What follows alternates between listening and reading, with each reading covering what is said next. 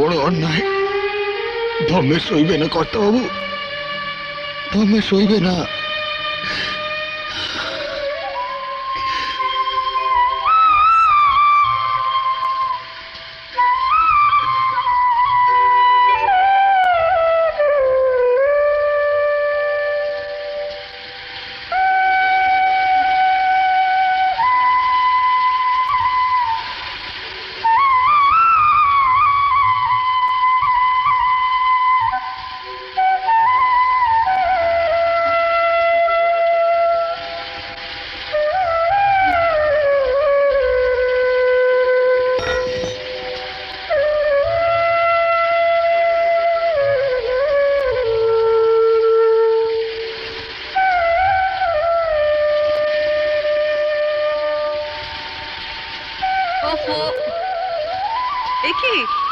তুমি এসে গেছো? এই পুরো ভিজে গেছো। এই কি হয়েছে? তুমি তুমি কাঁদছো? কি হয়েছে? ভগবান আমাদের সুখের ঘরে আগুন লাগিয়েছে। কি হয়েছে বলবে তো? কথাও কিছু বলেছেন? বলো না। শুধু বলেনি, মেরেছে। মেরেছে? হ্যাঁ বউ, আমাদের সবার পেটে লাথি মেরেছে। কত আমাকে তার জমিতে চাষ করতে দেবে, চাষ করতে দেবে। কি বলছো তুমি? আরে বউ, আমি ঠিক বলছি। কর্তাবাবু আমাকে ডেকে বললেন, যা যা গিয়ে মিছিল কর, তোকে আর আমার জমিতে চাষ করতে হবে না। আমি জানি বউ, ওই দারোগায় কর্তাবাবুর কান ভাগিয়েছে রে। ওই দারোগা আমাদের সব শেষ করে দিলে রে বউ, শেষ করে দিলে। কি হয়েছে দাদা? আমাদের সর্বনাশ হয়ে গেছে রে সোনাই। মা, ও মা, ভাত পোড়ার গন্ধ বেরোচ্ছে। তুই জানা দেখ। বউ, আর এই গ্রামে থাকবো না রে বউ,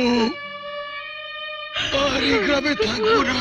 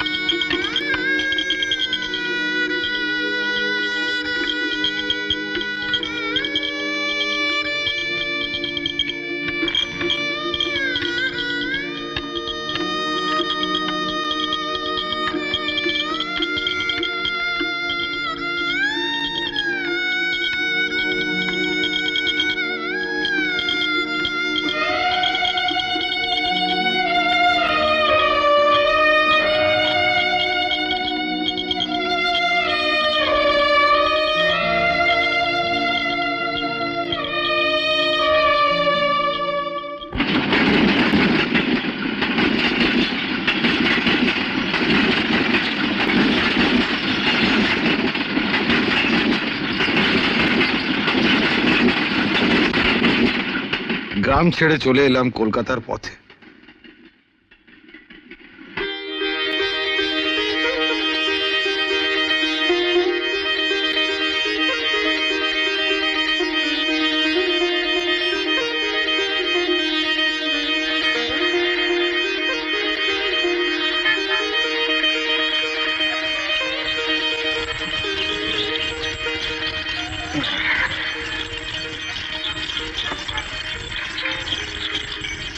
ওঠো না।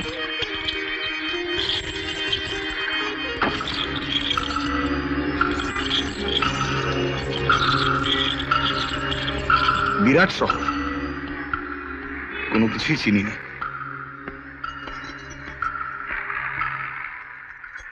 কলকাতায় এসেছেন, রাস্তাঘাট চেনেন না, যাবেন কোথায়? তা তো জানি না ভাই। সে কি, কোথায় যাবেন জানেন না? না। আপনাদের বাড়ি কোথায়? ওই যে ফেরিয়াটা। ফেরিঘাটা? হ্যাঁ। সে তো আমার মামার বাড়ি। তাই? আপনি মুখুজ্জেদের চেনেন? হ্যাঁ, আমার মামা। খুব ভালো। তা আপনি যদি আমাদের একটা থাকার ব্যবস্থা করে দেন খুব ভালো হয় ভাই। নিশ্চয়ই। দাদা, আমাকে আপনি বলছেন কেন? আমার নাম ধরে ডাকবেন। আমার নাম বাবলা। আচ্ছা ভাই। আসুন আসুন আসুন। ট্যাক্সি, আসুন।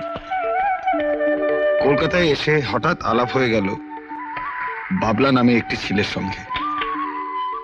যেন মরুভূমির মধ্যে তৃষ্ণার জল পেয়ে গেল।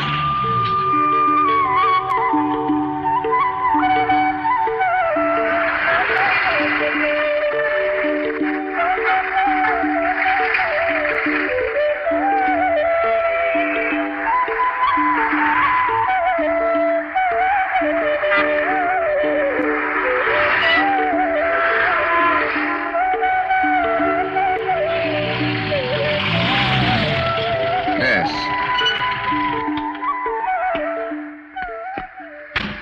কত হলো ভাই? এই না, আসুন আসুন বৌদি।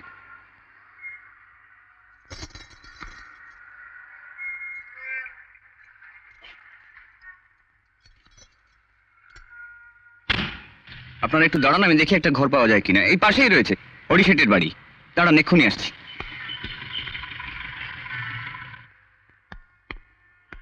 আমি নিয়ে আসি তাহলে ওদের। শোন বাবলা,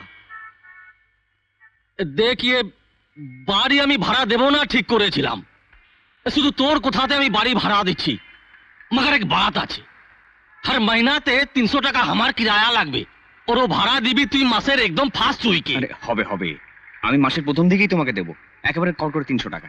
ঠিক আছে, নিয়ে আসি তাহলে ওদের। হ্যাঁ যা, ले आए।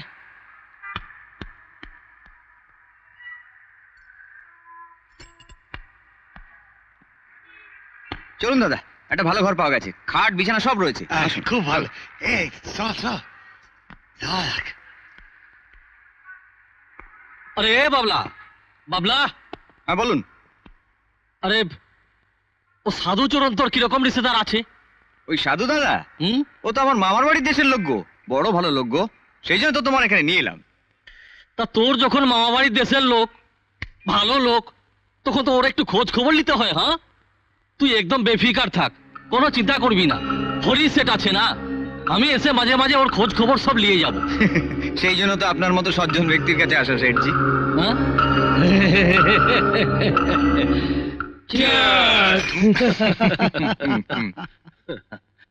স্কুলের উদ্বোধনী অনুষ্ঠানে আপনি যে বক্তৃতা দিয়েছেন না বস, জবাব নেই।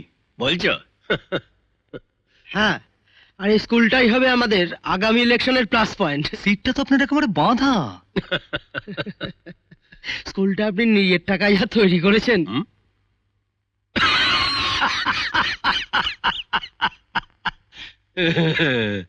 ওরে বাবা, নিজের পয়সায় স্কুল করে দেবে প্রমোদ দত্ত সে বান্দা নয়।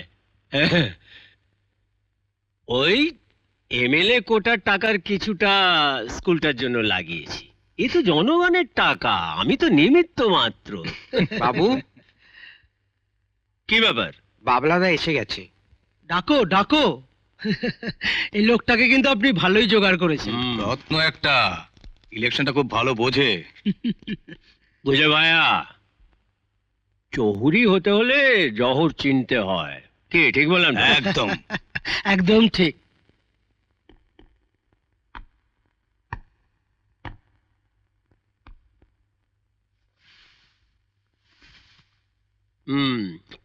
তারপর কেমন আছো? আপনাদের চেয়ে একটু ভালো। হুম? ডেকেছিলেন কেন বলুন? না, বলছিলাম কি, ইলেকশন তো এসে গেল, এবার একটু হাল ধরো। হ্যাঁ, তা তো ধরতেই হবে। তবে আমার একটা কথা আছে। বলো না, কি কথা বলো? আপনারা খুব ভালো করে জানেন যে আমি নিজের জন্য কখনো কিছু চাইনি, তবে আজ চাইবো একজনের জন্য। হ্যাঁ?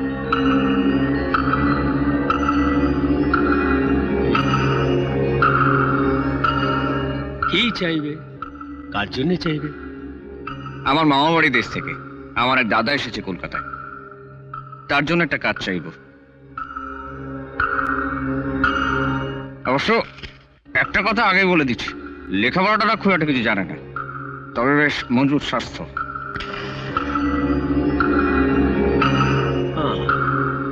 তো তার কাজ হলে তোমার কি লাভ হবে? লাভ ছাড়া বাবলা কোনোদিনই অন্য কিছু বোঝে না, আর আমার লাভ মানে তো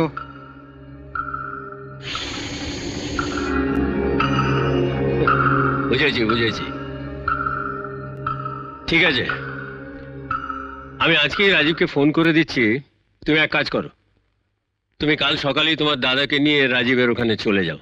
দাঁড়াও দাঁড়াও, আমার কাছে বোধহয় রাজীবের একটা কার্ডও আছে, আমি তোমার ঠিকানাটা দিয়ে দিচ্ছি। এই যে, হ্যাঁ, এই অ্যাড্রেসে রাজীবের অফিসে চলে যাবে, তোমার দাদার কাজ হয়ে যাবে, ঠিক আছে? কিন্তু তা তো হলো, তবে বলছিলাম কি, তুমি একটু ইলেকশনের ব্যাপারে একটু আগে থেকে লাগো। আরে ইলেকশন নিয়ে তো টেনশন করছেন কেন? ওটা তো আমার ডিপার্টমেন্ট।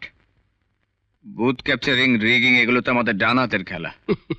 শুধু একটাই রিকোয়েস্ট, কদি পেলে আবার আমার যেন ভুলে যাবেন না। চলি তবে আজ। আচ্ছা, এসো।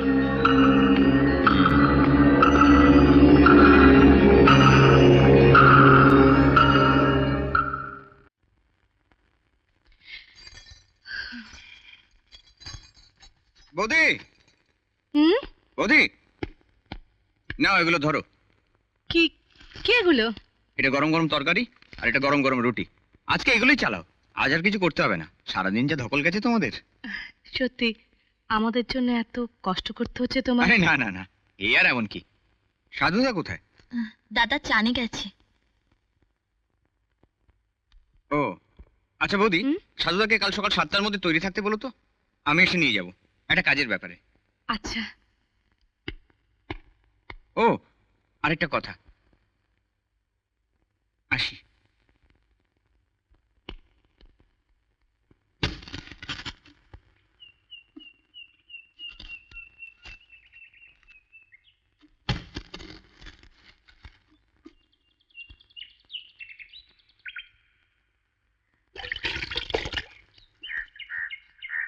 এই ফাটি, এটা কি হলো?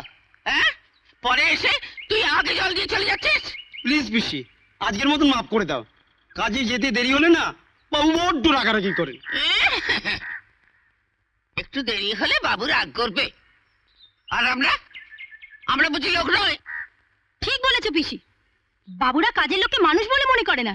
সেদিন একটু শরীরটা খারাপ হয়েছিল বলে বলে যাও যাও যাও, ভাত ছাড়ার এই কাগের অভাব। এই মেয়ে, তোর নাম কি রে? শোনাই। ও, তুই জল নিবি তো নিয়ে চলে যা, এরপর দেরি হবে নইলে জল নিতে। তোমরা বুঝি কাল দুপুরে এখানে এসেছো? হ্যাঁ। আচ্ছা ভাই, তোমাদের দেশ কোথায়? মানে ওই তোমরা কোথা থেকে এসেছো? ফেরিহাটা, ফেরিহাটা জায়গাটা কোথায়? বর্ধমান জেলা। আচ্ছা, গতকাল দেখলাম তোমরা খুব সকালে বাড়ি থেকে বেরিয়ে গেলে, আবার অনেক সন্ধ্যায় বাড়ি ফিরলে। তোমরা কি কোনো কাজ করো? তা একরকম কাজই বলতে পারো। আমাকে একটা কাজ জোগাড় করে দিতে পারবে? সদ্য গ্রাম থেকে এসেছো, তুমি কি পারবে? তোমার গায়ে যে মাটির গন্ধ লেগে আছে। কেন পারবো না, আমি ঠিক পারবো। কি ধরনের কাজ বলো? কাজটা খুব একটা শক্ত নয়, তবে এ ব্যাপারে আমরা পরেই কথা বলবো।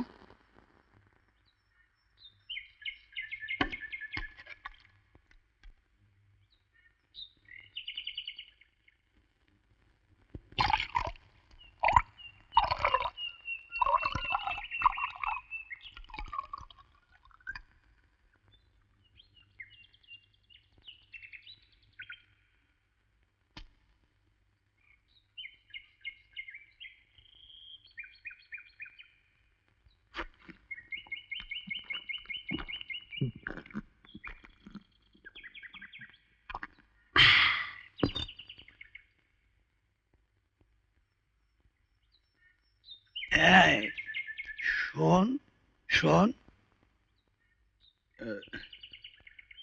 আগে আমাকে? হ্যাঁ তোকেই বলছি। এখানে আর কে আছে রে? যে তাকে ডাকবো। কি নাম তোর? আমার নাম সাধু। সাধু? এই বস্তিতে সাধু? বুড়ো মানুষের সঙ্গে ইয়ার কি করিস না মাই? আগে সত্যি বলছি, আমার নাম সাধুচরণ। আবার সরুন। দুটো টাকা ছাড়ো তো মাই। 2 টাকা? কেন? দেখছো না বোতল খালি হয়ে গেছে, মাল খাবো। তাই? এই কোথায় গেল? এই যে, এই নিন 2 টাকা। Thank you, thank you. কি যেন নাম তোমার বাবা? আগে বললাম যে সাধুচরণ। এই মাল দে। বস্তির সাধুদের কারবার দেখো।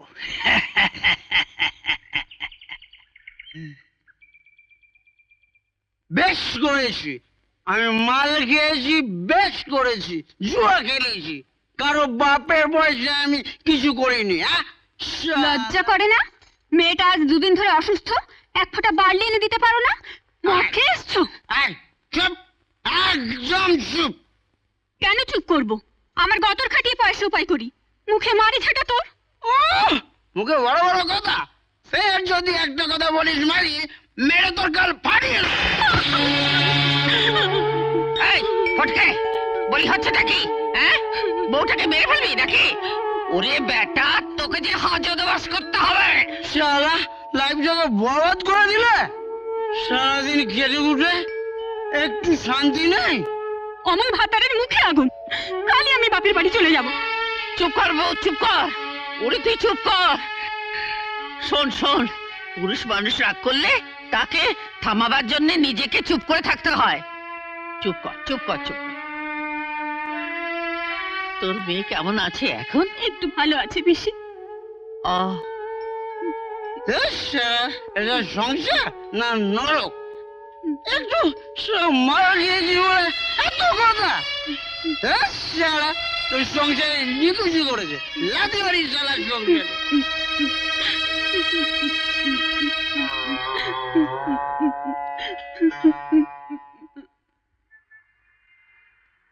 এই ছেলেটা শোনো। এই ও তুমি, এটা তোমাদের বাড়ি? হ্যাঁ, দাঁড়াও আমি আসছি।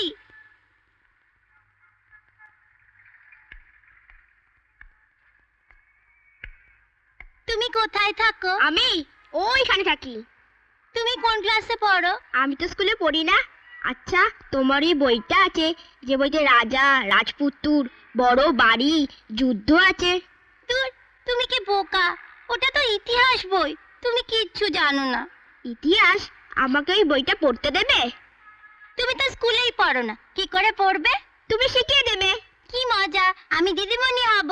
শোনো, কাল আমার জন্মদিন, সবাই আসবে, তুমিও আসবে। আচ্ছা। এই অঞ্জলি, বাইরে কি করছো? আর ওই বস্তির ছেলেটার সঙ্গে কি কথা বলছো? এসো ভেতরে এসে বলছি।